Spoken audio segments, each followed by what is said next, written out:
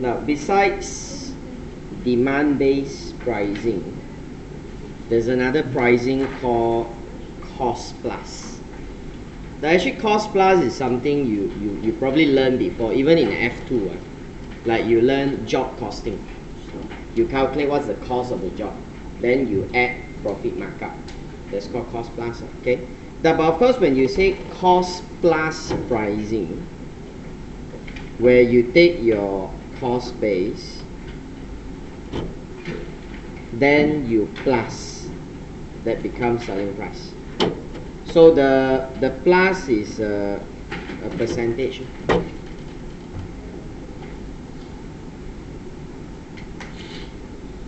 Okay, the plus will become percentage.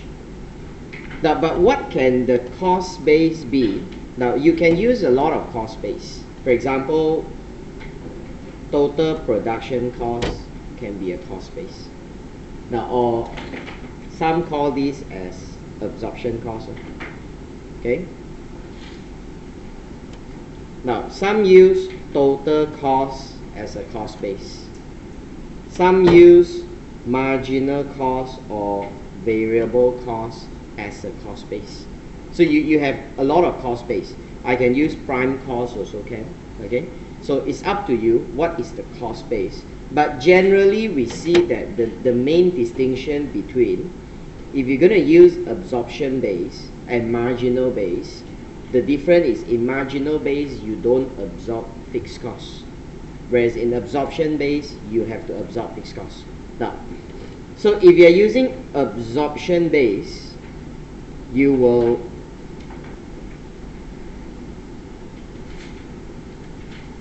absorb fixed costs into the cost per unit.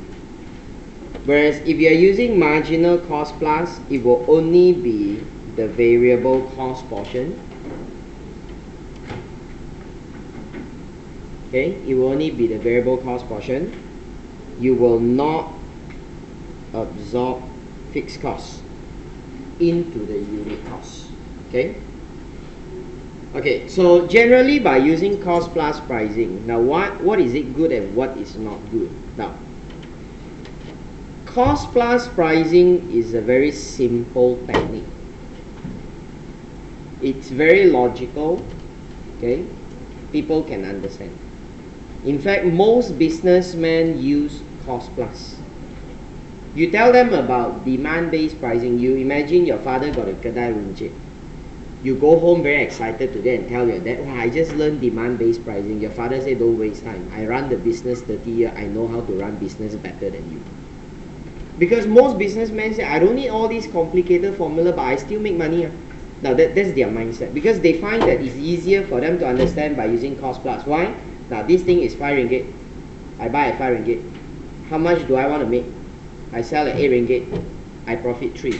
That's the idea. It's very easy. Okay? Now, this method is also easy in the sense that cost information you can obtain internally. But when you operate demand-based pricing, you have a problem. Because in demand-based pricing, you realize that your demand, all these things, is external information. You don't have them unless you engage market research consultant to do it for you. So that's something that you have to pay extra. Okay? Now, and because you're using cost plus, the cost plus is the profit. You always make sure that there's always a reasonable profit that you can recover. That's why I say like, okay, this thing is 5 ringgit. When I sell at 8 ringgit, I know the 8 ringgit has included 3 ringgit profit. So I know there is a profit element. Okay? Now that's cost plus. Now, but the problem with cost plus, if in specific when you use absorption costing, you will have a problem with absorption when there's a falling demand. Okay, what is this? Now I will elaborate a bit. We use a diagram.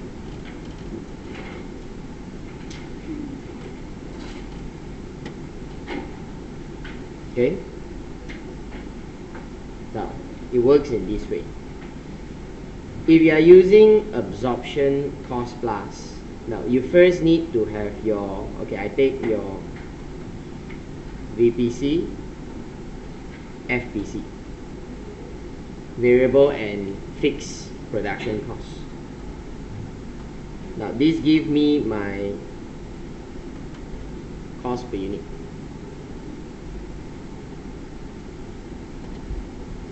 So the cost per unit, we plus percentage, we get selling price. Fair enough? Selling price will affect your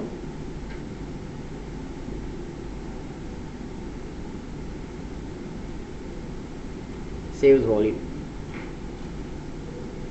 And sales volume is used to determine your OAR, which is your overhead divided by volume. And OAR is used to calculate your cost per unit.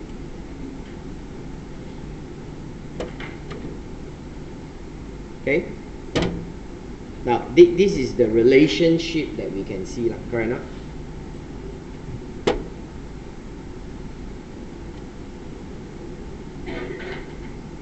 So you imagine right now that in the market, the volume is falling. Maybe the market is not as attractive as before. The market size is getting smaller. So you just imagine that if the market size is falling, volume is falling, you have less sales volume. And with less sales volume, right, now you imagine the volume fall, what will happen to OAR? Yeah, OAR will go up. That's the next thing going to happen. OAR will go up. Well, when OAR goes up, your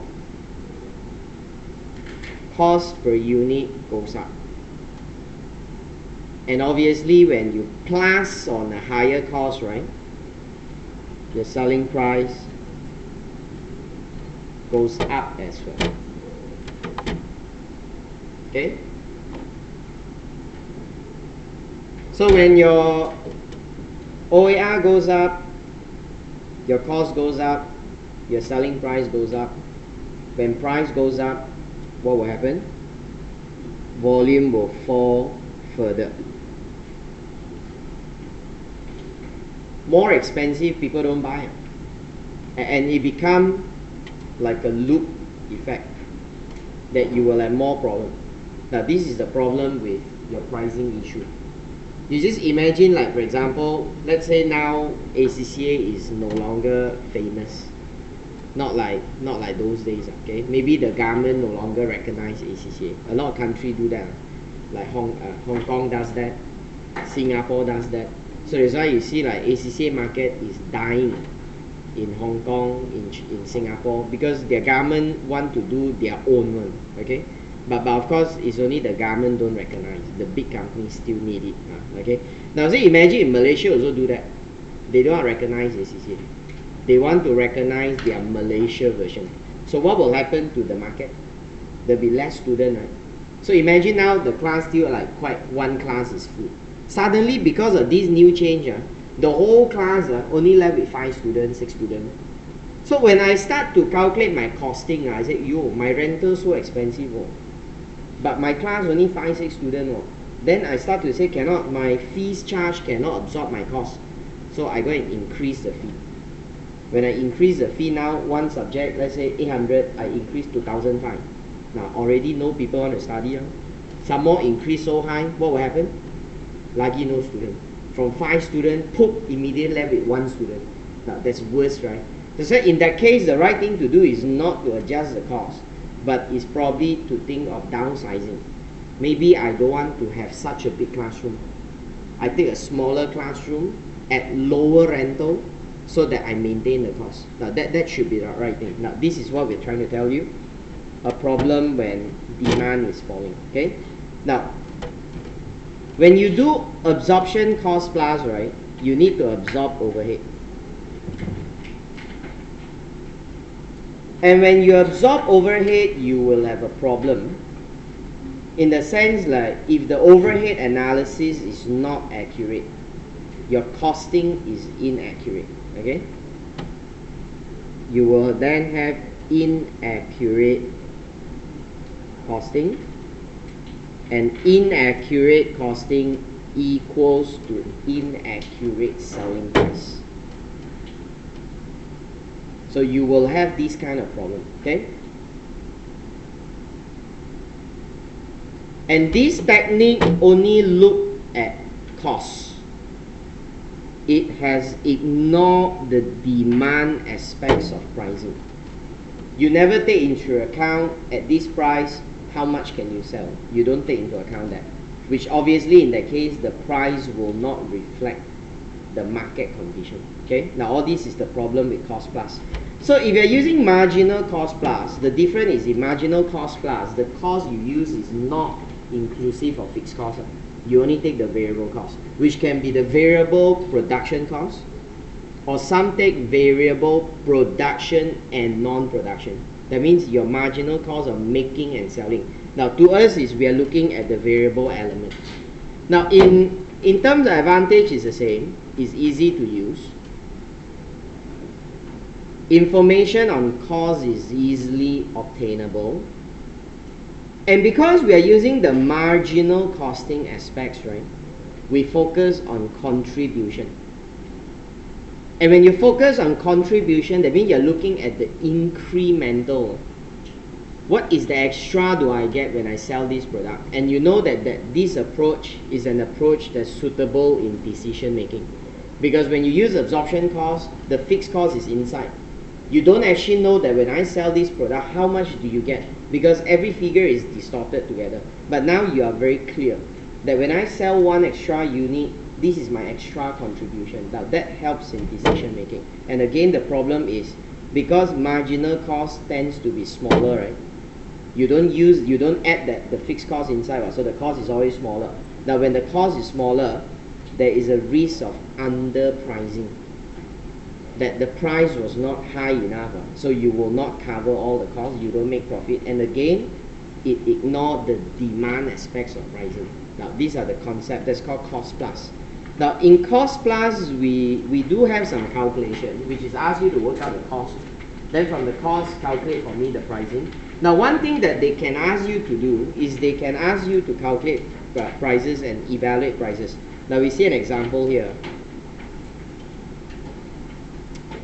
Right, it says calculate the selling prices proposed by the director, the management accountant, and the financial accountant, and round them to the nearest dollar.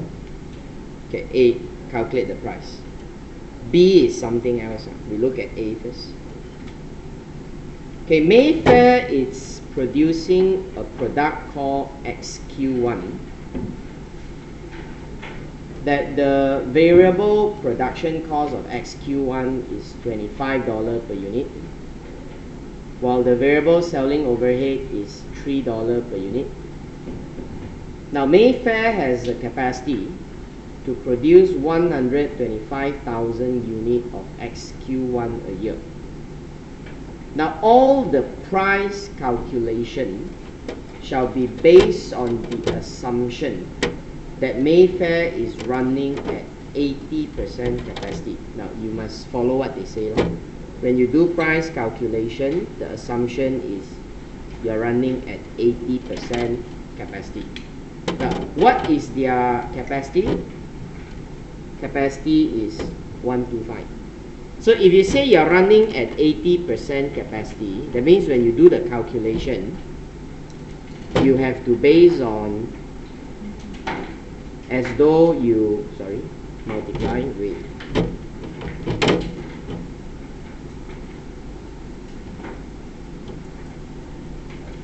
as though you're going to make and sell 100,000 units.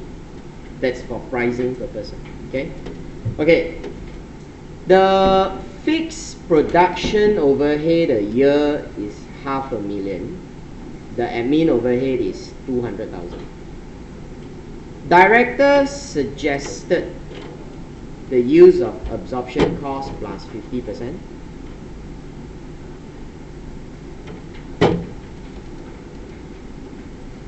Okay, the director suggested the use of absorption cost plus 50%. Now the management accountant prefer a pricing based on marginal cost plus 70%.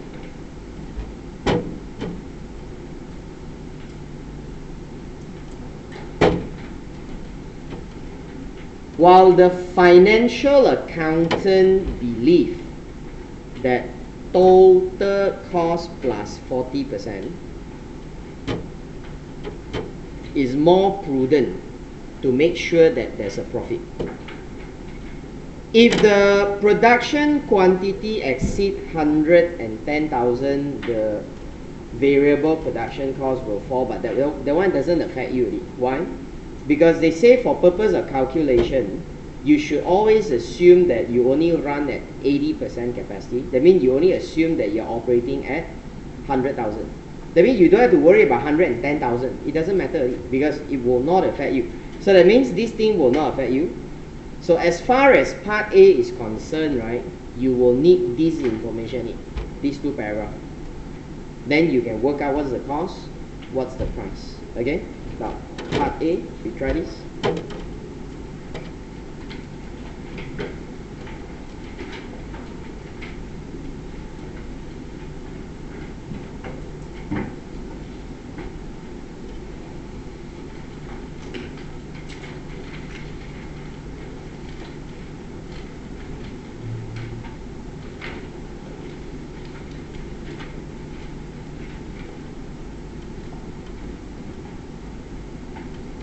Okay, the selling price proposed by the director, management accountant, and financial accountant.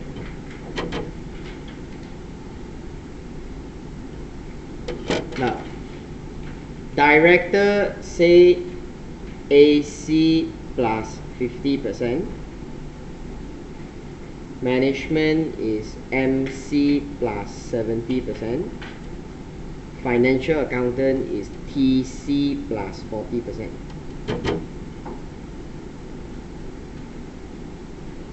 So you just need to work out the cost and then you add the percentage element. You get the price. So what cost are we going to add now? They tell me the variable production cost 25, 25, 25.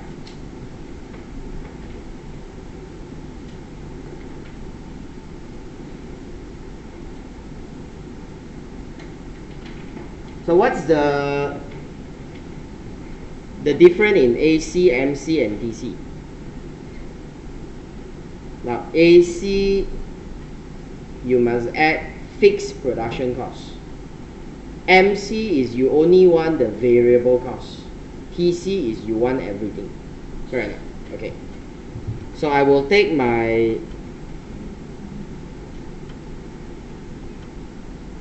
fixed production cost and add it in. Fixed production cost is how much? 500,000. And we use 100,000 unit, so it's 5.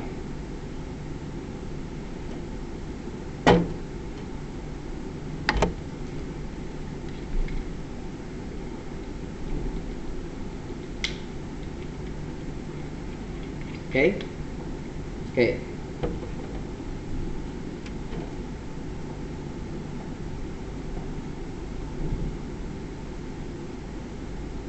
The variable selling overhead.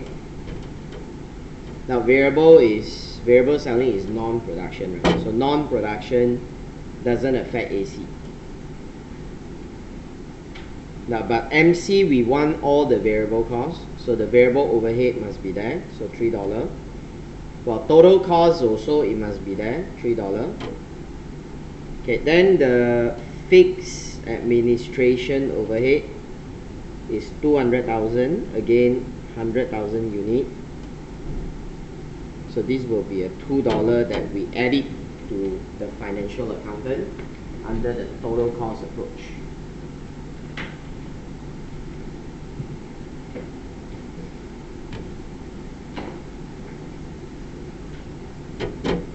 So the cost base is 30, 28,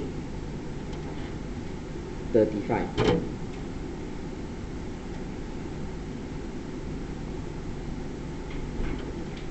Now, the plus element, you cannot call this as profit because in the first place, the cost is not total cost. So you plus with 15, you plus with 20, you plus with 14.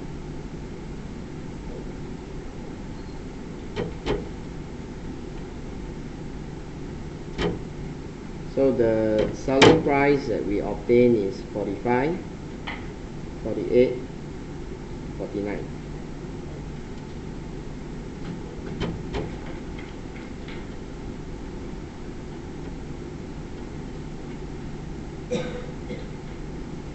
Okay?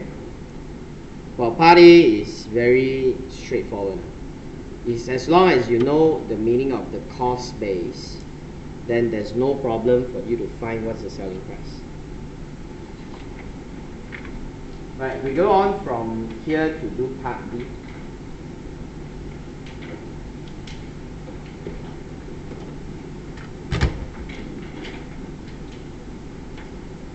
Okay, now part B says that using price elasticity of the demand, calculate for me what is the optimum selling price for this product.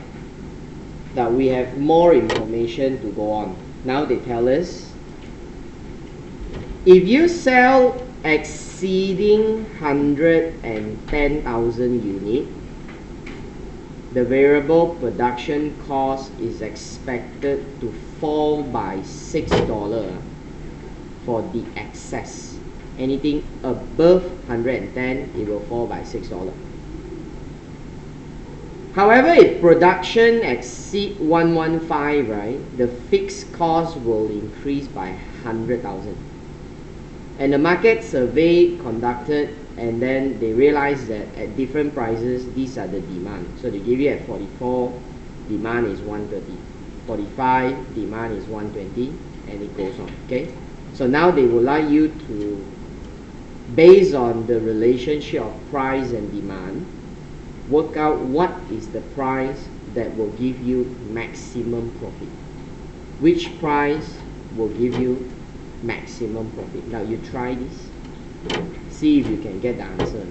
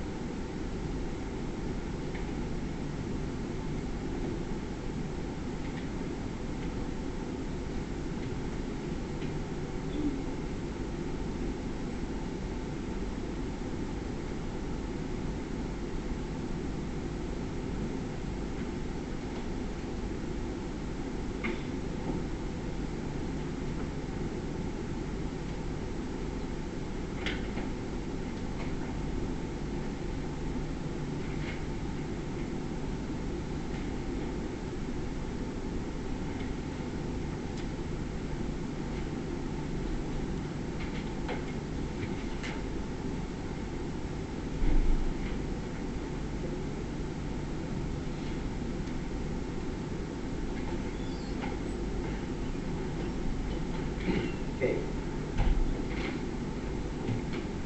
Now, I'm not sure if you have done this, but some student, especially if this is first time, because you see the word price elasticity of demand, and because you see the word optimum pricing, you have the urge to use the P equals to A minus Bx. You want to use the MCMR equation to find the answer. Now, you cannot do this here. Why you cannot do this? Now, you can only use this approach to get the answer when your price demand is linear. That means it's a straight line. But you look at the figures that they give it to you, you can probably realize that they are not linear. Now, how do you know whether it's linear or not linear? You see, the price increased $1, demand dropped 10,000. Price increased $1, demand dropped 5,000. They don't drop at the constant rate, you know. If every $1 is 10,000, 10,000, 10,000, 10,000, 10,000, then yes, you can go ahead, use the formula. You're right. But now you see, the things are not even even. Drop, increase $1, now drop 5,000. Increase $1, drop 2,000 only. Then increase $1, drop 1,000. Then I increase $1, drop 8,000, 9,000. See that? So the things are not linear. So now your price demand, they are not linear.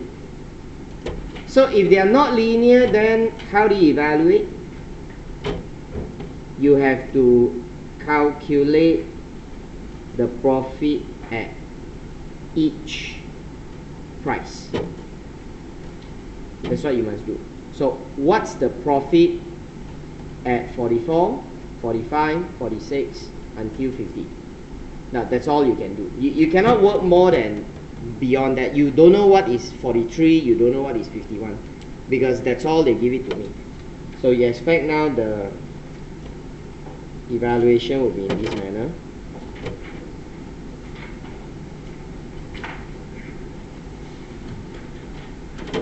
Okay, evaluate selling price 44, 45, 46, 47.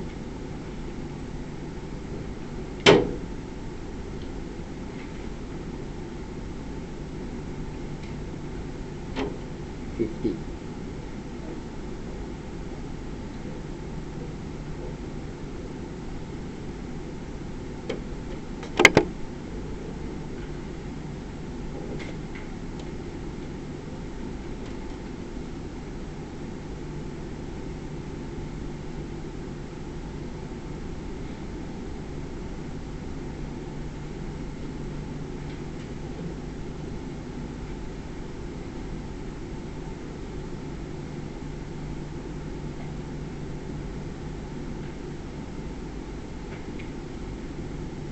Okay, now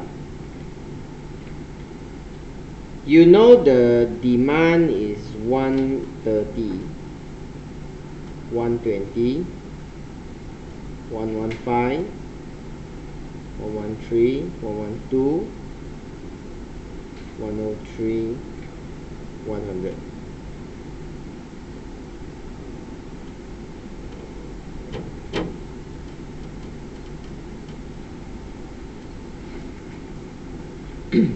Okay, forget about the discount first, because the discount only affects when your demand exceed 110, and the demand only exceed 110 from here. So here until here all got discount, but we only have discount on the excess. So let's forget about the discount first. So what I'll do is I'll find what's my contribution per unit without adjusting discount.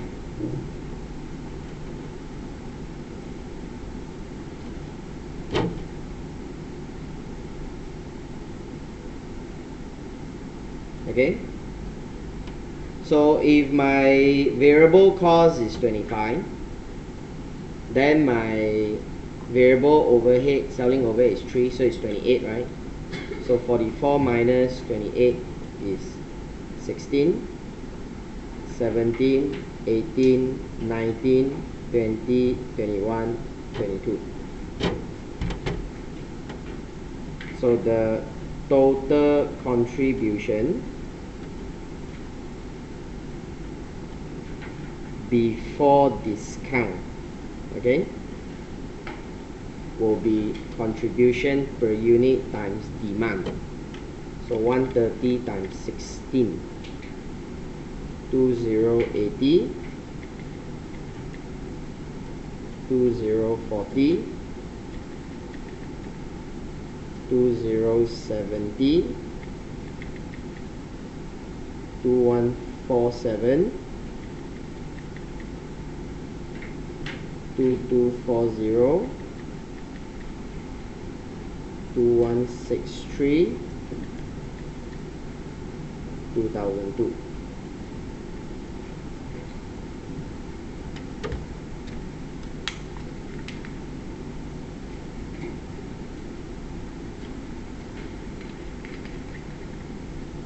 Now, let's adjust the discount effect. So the discount increase contribution, correct? Because when you get discount, your cost go down, your contribution go up. So discount increase your contribution. Okay. Okay, so when your discount increase your contribution, how much will this increase? See, the discount is $6 one unit. Anything above 110,000 only got discount. So 130, right? That means it's 20,000. No? So 20,000 times $6, you get extra 120. 10,000, you get extra 60. 5,000, you get extra 30. 3,000, you get extra 18. 2,000 is extra 12.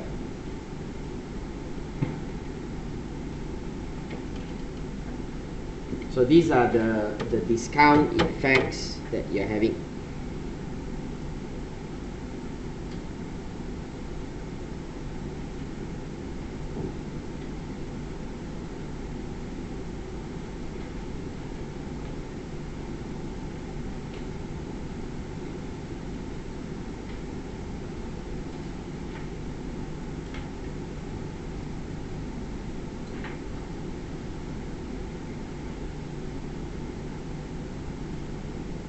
Okay, huh? Okay, so what we're going to do now is the fixed cost. Right, so you will have your fixed production overhead and your fixed admin overhead.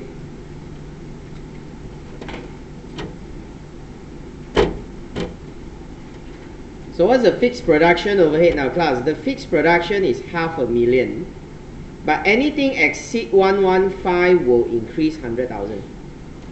Now that means this one is 500, 500, 500, 500. Now this one also 500, but in this case is 600,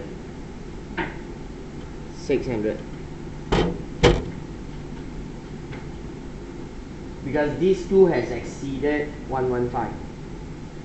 Now only the fixed production overhead is affected by the volume. Now the admin cost is not. So 200.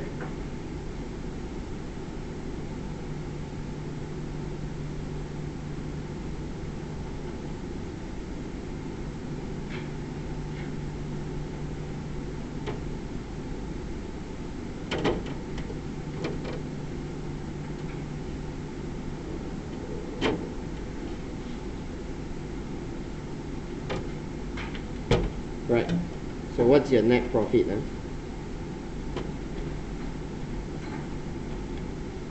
1004,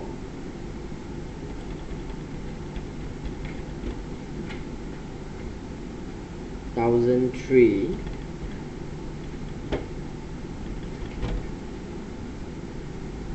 1004,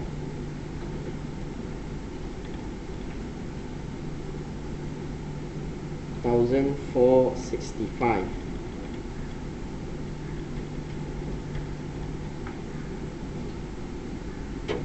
1552, 1463,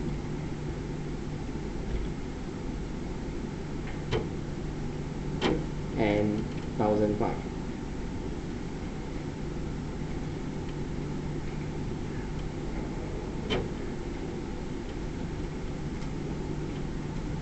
So based on our evaluation, you probably will observe which price is the best price.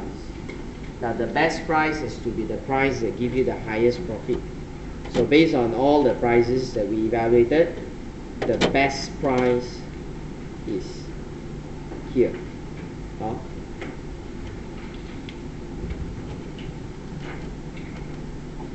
So based on the evaluation above, the optimum selling price is at 48 per unit when profit achieved is the highest.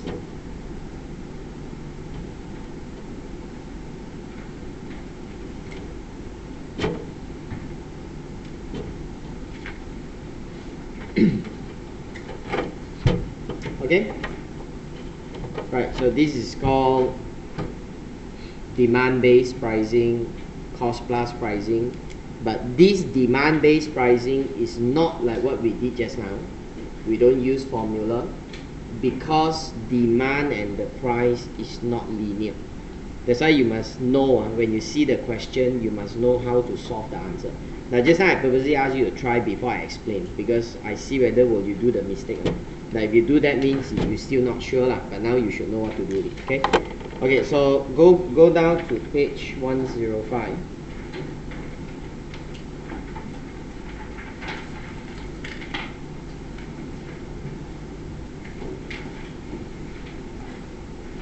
Okay, now we will now discuss some theory about different pricing strategy. Okay, so it's just to let you know that this word or this term is meant for this strategy. Okay, okay. The other type of pricing include now this word market skimming or skimming pricing. You see the word skimming pricing. So what do you mean by market skimming or skimming pricing? Now this is those that you set high price at the beginning, then you gradually reduce your selling price.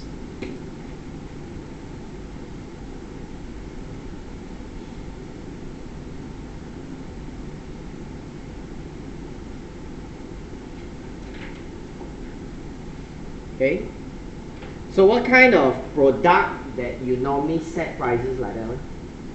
That at the start the price is high, then you slowly reduce it. Now we know these are product usually is technology product, trendy product. So it's workable with trendy high-tech product. Okay, now especially when product is high-tech. Now why high-tech product you need this kind of pricing? It's because we need to reimburse the investment cost. Like for example the R&D. Usually when we spend a lot of money on the R&D, so we wanted to recover back our losses. So to recover back the losses, you set high price and faster collect back all the money. Okay, and why this type of pricing is workable for this kind of product? Well, that's because usually we find that for this technology product or trendy product, right, early adopters are not so price sensitive one.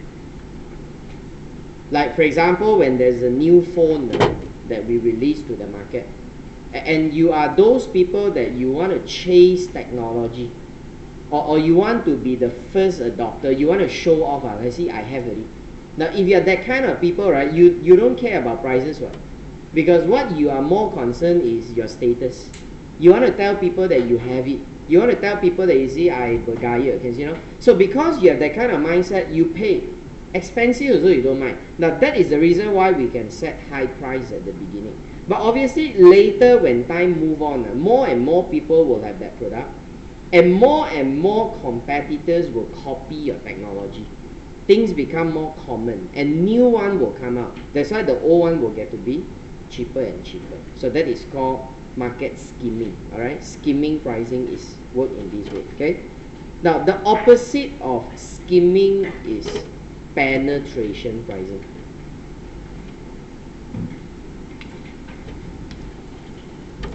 So penetrate is to break through. That's called penetrate. You break through something. Okay.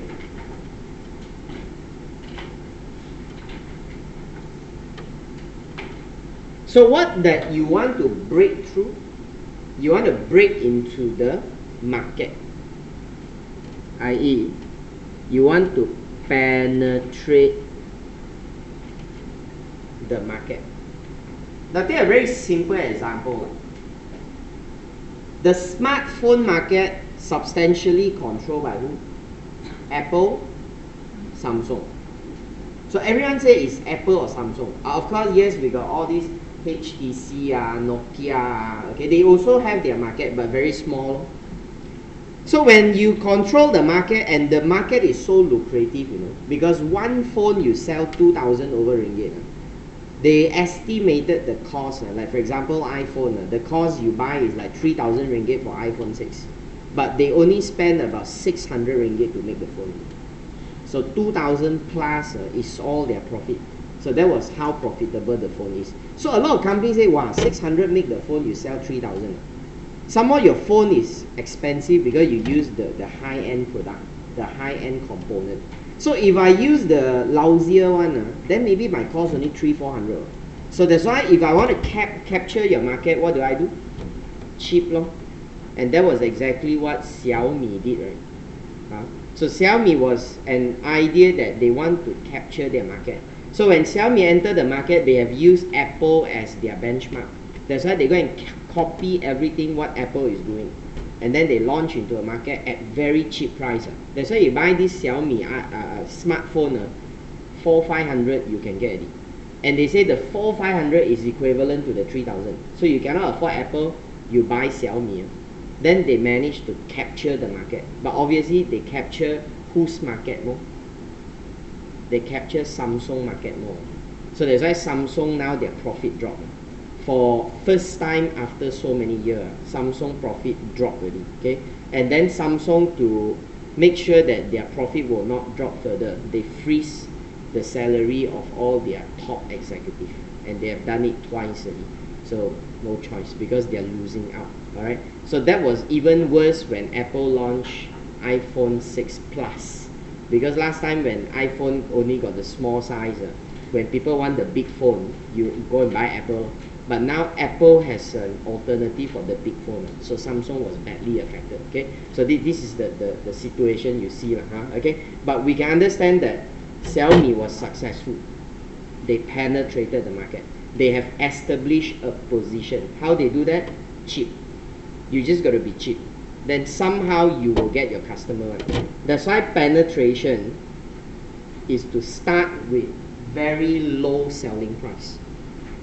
So low that you make a product irresistible, that people will have no choice, that they are so tempted that they want to buy. Okay, and when you have this low price and people start using your product, you will then start to gain your market share. Okay, you start to gain your market share. Now, normally we use penetration pricing for those products that you expect that customer will need to come back to you. Okay, so you are using it on product that they will have to do repeat purchases. Now, example, if you sell consumer goods, okay, because consumer goods, we realize that consumers' behavior is they have this tendency of loyalty with brand. Now, loyalty with brand in what sense? Now, for example, you go supermarket, you buy toothpaste, you realize you always go for the same brand. You like Sensodyne, you always take Sensodyne. The price go up a bit, 50 cents or 10 or 1 ringgit, you still buy Sensodyne. You will not say that, hey, today, Dali cheaper, you buy Dali. And then after that, next week finish, you come and see which brand cheaper. This brand, you won't want. You stick back to the same brand. Now that is why it's important you must have your market share. So once you've made your market share that people start using your product and they like you, they will come back. And when they come back in the future, you must slowly increase the price. Because now you increase the price is going to be difficult because people won't try. So that's why you must slowly increase the price. So it's terbalik with skimming. That you start low, okay, you start low, then you increase the price.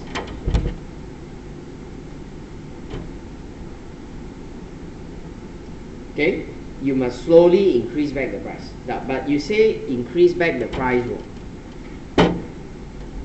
You know, when you start increasing the price, you will have a problem with it. Why? Because when consumers start, wow, price expensive now, wow, then I don't want to use your product. So that's why this is going to be a problem. Like your shampoo, for instance.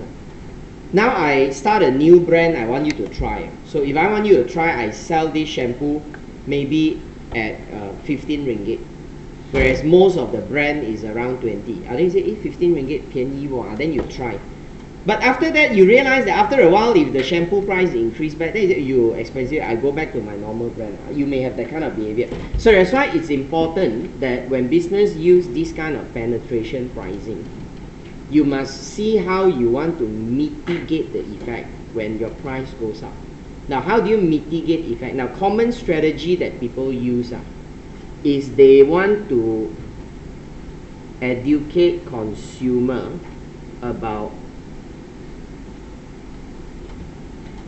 the true value of the product. Okay? They educate consumer the true value of the product. So when they educate consumer the true value of product, so what they do, right? They will put their normal price is 30 ringgit. Then they slash and say promotion 19.90. So well, then you see normal price 30. Now of course you say, 哎呀骗人的啦, you might say like that, can you know? Now because they purposely set very high price and then give a huge discount. You look at Lazada, what my sale, all these your website all like that one, set very high price, then say discount a lot, okay? But indirectly your mindset is 30.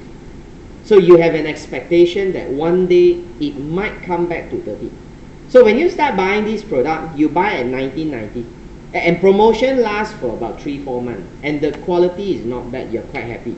And then suddenly you realize that a few months later, the price go back normal, 30 already. Now you won't get a shock. Promotion 没有了, that's why you promotion no more, come back to 30. But you'll be probably accepting the fact that, yeah, I think I don't mind because I know it's 30. Just that last few months I have enjoyed privilege that I bought it at 19.90. Now it's even better that what most business will do is when they want to increase back their price, they increase back to the normal price, but they don't want you to feel the effect that you're paying more. So they use the strategy like I say, BG22. They increase the volume so that you feel more value for money. So what happened? Now you buy 30. Last time one bottle is 700 ml. You pay 19.90. Now I increase back to 30 ringgit. But then you say expensive, now I purposely put a small bottle and package together and say bonus. You buy 700, you free 500, but you also pay 30 ringgit. Then you say, well, like that, okay, at least I buy at higher price, I get more. Now, then you get used to buy this product at 30 already. And after you used to this product at 30, when you get used to the amount, then a few more months later, this baby we also take up. But you will not feel awkward. You say, okay, 30, I also buy at 30. So that is how we want to slowly train the consumer to accept that the price is higher. Okay. Now, example, they want to sell higher price, but they will give extra volume. This kind of strategy is very common. You always see when they use penetration, they will do like that. Okay. Now you realize that why people will use penetration pricing. Now they penetrate the market or they set very low prices because they want to discourage new entrant. Okay, you do not want players to enter the market. Now, normally players come into the market is because they find product is attractive. You make a lot of money. This product, wow, like that sell 10 ringgit. Wow, I also want to make the money. So everyone come in. So that's why you realize that once the product margin is high, is lucrative, there will be a lot of competitors will join one. Now, but you start only, you set very low price. Competitors are not interested. Okay, so that was one reason why you do it like that. Okay, now it's also because you want to get economies of scale. Because when you set very low price, you're able to achieve very high volume. And when you have high volume, you can have big bulk production, which will lower the cost. So that was the reason why people do it that way. Okay, and also it's because we notice that the demand is highly elastic. Okay, when demand is highly elastic, prices, when they are low, they give you more positive effect, that they push up the demand a lot. So usually these are those products like what? Like these are products to serve the lower end market. Because when lower end market, people not so rich one, they are very demand elastic because they are very choosy. They will say, hey, this product cheaper, I buy. Wow, expensive, I don't buy. Rich people don't care one. You know? Rich people, shampoo, they just buy shampoo lah. They don't look at the price also, because they just buy any. But it's the lower end group that they are very cautious with the amount. So that's why when you lower the price, you will see the effect of demand increase a lot. And you expect product will have very high competition. The moment after you launch only that there will be very high competition, then you can consider using penetration pricing. Okay. Okay, then we have this thing called complementary product. So complementary product is those products that you use together. So normally with complementary product, the pricing strategy that they normally adopt is loss leader. Okay, now what is the loss leader pricing? Now it's like, for example, I show you like the ink and the toner and the price of printer. Okay, now printer is the hardware. Toner is what you need to use as part of the consumable. So a lot of company, what they'll do, they sell printer very cheap. So they purposely make the printer price very cheap. So this one, they make it very cheap. So when you look at the price, you attractive, you buy the printer. Now after you buy the printer, then you realize that you need to buy the ink, the toner. Then you will feel the pinch that this is where this product become premium price. Okay, it's so expensive. You look at your toner for your printer, I don't know lah, whatever printer, laser printer, your toner, one cartridge like that is how much? Original one. If HP is 200 to 300, how many pages you can print? I don't know, maybe 1,000, okay, or 2,000 you very good lah. You squeeze everything out 300 ringgit you only last 2,000. You know my photostat machine, the toner we buy, of course we don't buy original, but the toner can give the same effect. One packet, 80 to 100 ringgit only. And the 80 ringgit to 100 ringgit can print us 30, 40,000 pieces. You see how expensive is a printer toner? It's the same thing. That's why those people who know, they go and buy and drill a hole, and then they add the toner themselves. But you must buy the correct model. Can see, no? So this is the problem that we see. So the toner is the one that they make money. But how they make sure that you must come and buy back their toner?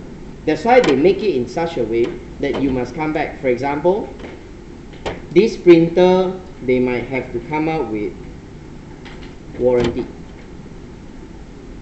And the warranty expire when you don't use original product.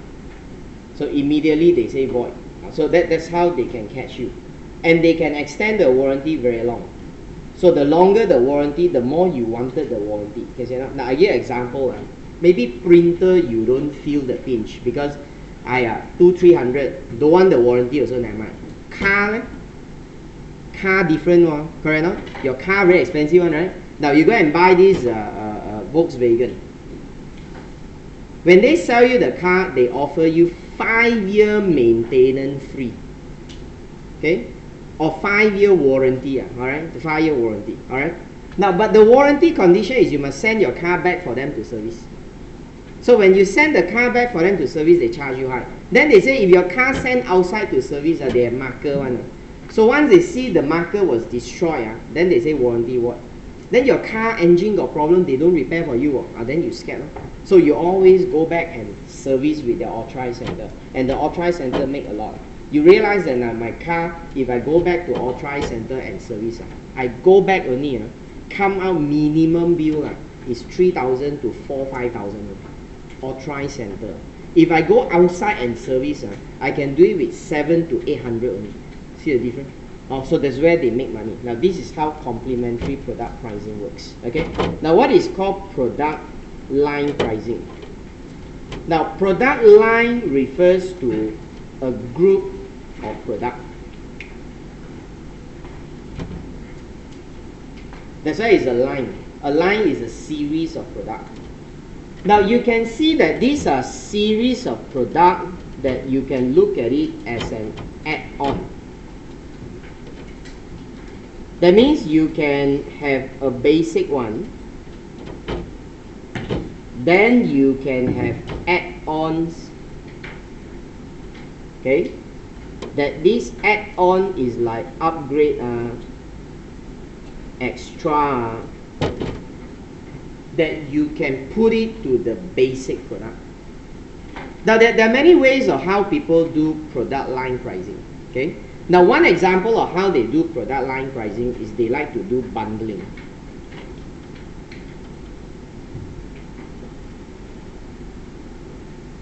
Now how they do bundling? Bundling means they take a few things, they put together, then they make it cheaper. So when they put together and make, like you buy your camera. If you buy the body kit, now one body with 2 lens, then is 1,300. You only buy the body alone, the body may cost 900. That one lens is 600, the other lens is 700. Wow, add up together is 2,000 something. You might as well buy the set, right? Now, that's the idea. You bundle it together. Then you want to add on, then they tell you, you want to add the flash, you want to add this one, we give you a special discount. Now actually it's not only with camera. You go KFC also the same, right? KFC got set, man. Now you eat the set is cheaper. You imagine you tell the girl, I don't want set, but I want the snack plate, give me one. I want the wedges, and I want the soft drink, but I want the order separate.